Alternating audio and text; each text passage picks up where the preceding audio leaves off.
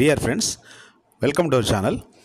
నిరుద్యోగ సమస్య నానాటికి తీవ్రతరం అవుతున్న భారతదేశంలో కేంద్ర ప్రభుత్వ శాఖల్లో వివిధ ఉద్యోగాల భర్తీకి ఏటా క్రమం తప్పకుండా విడుదలవుతున్న జాబ్ నోటిఫికేషన్లను ఒకసారి పరిశీలించండి.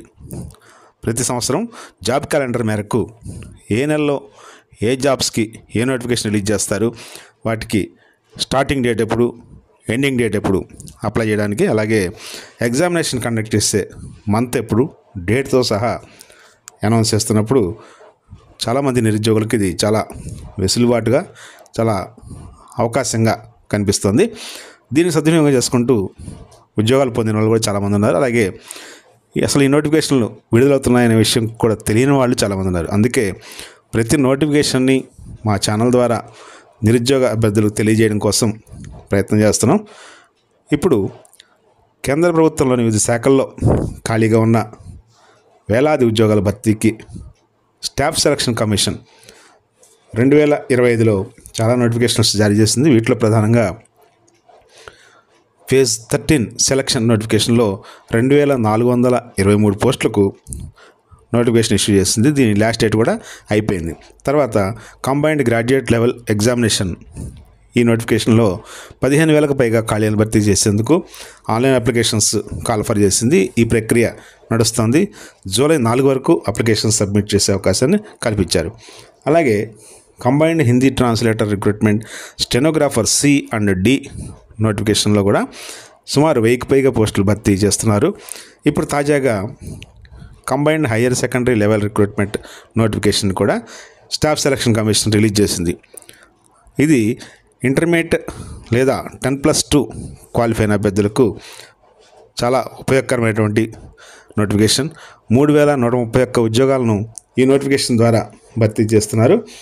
దేశంలోనే అత్యంత క్రేజీ ఉన్న జాబ్స్లో కేంద్ర ప్రభుత్వ శాఖల్లోని data entry operators, junior assistants, lower division clerks ఈ పోస్టుల ద్వారా ఈ నోటిఫికేషన్లో ఫిలప్ చేస్తున్నారు. వీటిని చిన్న చిత్తగా పోస్టులుగా మాత్రం అంచనా వేయకండి. ఎందుకంటే శాలరీ రేంజ్ చూస్తే lower division clerk, junior secretariat assistant ఉద్యోగాలకు 19,900 రూపాయల నుంచి 63,200 రూపాయలు పే స్కేల్. అలాగే డేటా ఎంట్రీ ఆపరేటర్లకు పే లెవెల్ 4లో 25,500 నుంచి 81,100, పే లెవెల్ 5లో 29,200 నుంచి 92,300 రూపాయలు. అలాగే data entry operator grade A పోస్టులకు పే లెవెల్ 4లో 25,500 రూపాయల నుంచి 81,100 పే స్కేల్ కింద వేతనాలు చెల్లిస్తారు. అంటే ఒకవేళ ఈ నోటిఫికేషన్ ద్వారా సెలెక్ట్ అయిన అభ్యర్థులు స్టార్టింగ్లోనే అన్ని అలవెన్స్లు కలుపుకుని సుమారు 50,000 రూపాయలకు పైగా జీతం అందుకునే అవకాశం ఉంది. ఇవన్నీ పూర్తిగా పర్మనెంట్ జాబ్స్. ప్రమోషన్ ఛానల్స్ కూడా చాలా చక్కగా త్వరగా పొందే అవకాశం ఉంది. ఈ ఉద్యోగాలు చాలా అరుదైనటువంటివి. అంటే రాను ఈ పోస్టులు తగ్గిపోయే అవకాశం ఉంది కాబట్టి నెక్స్ట్ ఇయర్లో. కాబట్టి ఇప్పుడు పడిన అవకాశాన్ని మిస్ చేసుకోకుండా చాలా గట్టిగా ప్రయత్నం చేసి ఈ ఉద్యోగాలు సాధిస్తారని ఆశిస్తున్నాం. ఇప్పుడు ఈ staff selection commission combined higher secondary level జాబ్స్కి సంబంధించిన నోటిఫికేషన్ వివరాలని మీకు అందిస్తున్నాం.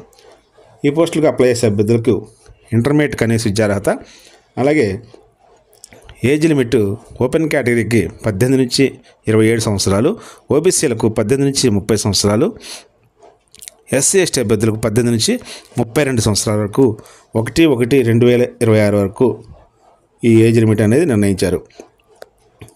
ఓసీ హ్యాండిక్యాప్డ్ అభ్యర్థులైతే 27 సంవత్సరాలకి అదనంగా మరో 10 సంవత్సరాలు రిలాక్సేషన్ ఉంటుంది.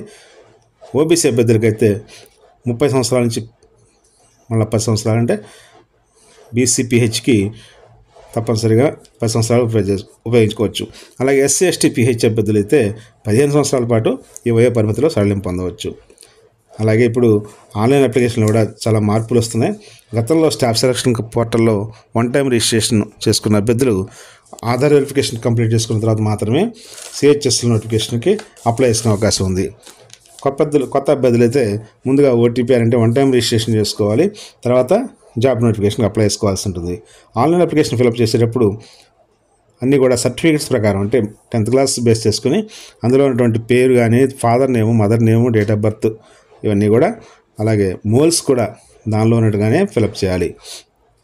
ఒకవేళ ఆన్లైన్ అప్లికేషన్ ప్రాసెస్లో ఏదైనా తప్పులు జరిగి ఉంటే 23/7/2025 నుంచి 24/7/2025 వరకు ఆన్లైన్లో ఫీ పేమెంట్ చెల్లించి అప్లికేషన్స్లో కరెక్షన్స్ చేసుకోవడానికి అవకాశం ఉంటుంది.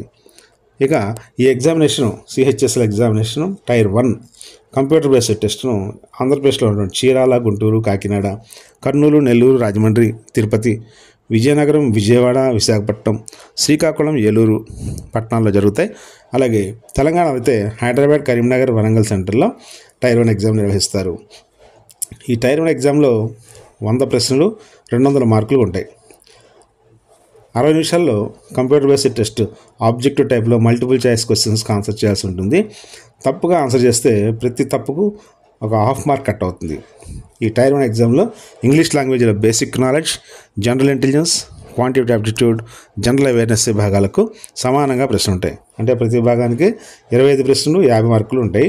అన్ని విభాగాల్లో తప్పనిసరిగా క్వాలిఫైయింగ్ మార్క్స్ రావాలి. టైర్ 1లో అన్రిజర్వ్డ్ అభ్యర్థులకు 30%, ఓబీసీ ఈడబ్ల్యూఎస్ అభ్యర్థులకు 25%, ఇతర కేటగిరీలకు 20% మినిమం క్వాలిఫైయింగ్ మార్క్స్ సాధిస్తేనే టైర్ 2కు షార్ట్ లిస్ట్ చేసే అవకాశం ఉంటుంది. ఆన్లైన్ అప్లికేషన్ సబ్మిట్ చేసేటప్పుడు face recognition, photo capturing, signature uploading పూర్తయితేనే మీ అప్లికేషన్ యాక్సెప్ట్ అవుతుంది.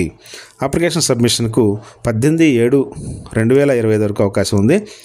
ఫీ పేమెంట్కి మాత్రం 19/7/2025 వరకు ఛాన్స్ ఇచ్చారు. కరెక్షన్ విండో జూలై 23-24 తేదీల్లో ఓపెన్ అవుతుంది.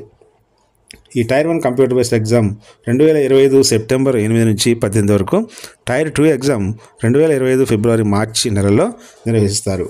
కాబట్టి అరుదైన అవకాశాన్ని సద్వినియోగం చేసుకుని జాబ్ కొడతారని ఆశిస్తున్నాం. Thank you very much.